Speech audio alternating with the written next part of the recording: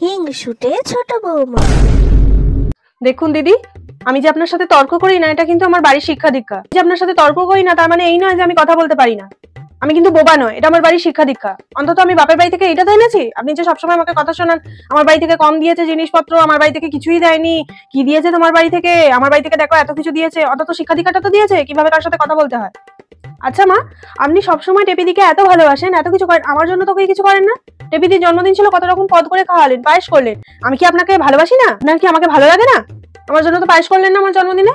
আমার জন্মদিনটা অব্দি আপনার মনে ছিল না।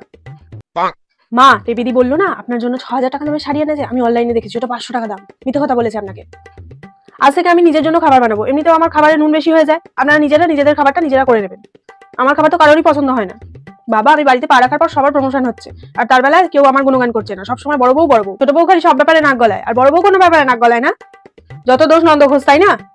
ঠিক আছে, আজ থেকে আমি সংসারের কোনো ব্যাপারে থাকবো না। কাল থেকে আমি ডায়েট করবো, আমি নিজের খাবার নিজে করবো। যারা মোটা হচ্ছে নিজেদের ব্যাপার নিজেরা বুঝে নি। আমি তো কারোর জন্য আর খাবার রান্না করতে পারবো না। শ্বশুরমশাইকে চা দিতে পারবো না, আপনি দিয়ে দিন। আমি তো কোনোদিন চা দিই না। সেই যখন কথা শুনতে হবে চা দেবো কেন আমি? আপনি দিন। বড়দি ভাইকে অত ভালো একটা শাড়ি দিলেন, কই আমাকে তো দিলেন না। কেনাকাটা করতে গেছেন বলে বড়দির কথা মনে পড়লো, আমার কথা মনে পড়লো না। আমি সংসারের জন্য কাটি না। আজ থেকে আমার জন্য আর কিছুই কাউকে ভাবতে হবে না। আমি যখন এই সংসারের বোঝা, আমি চলে যাবো।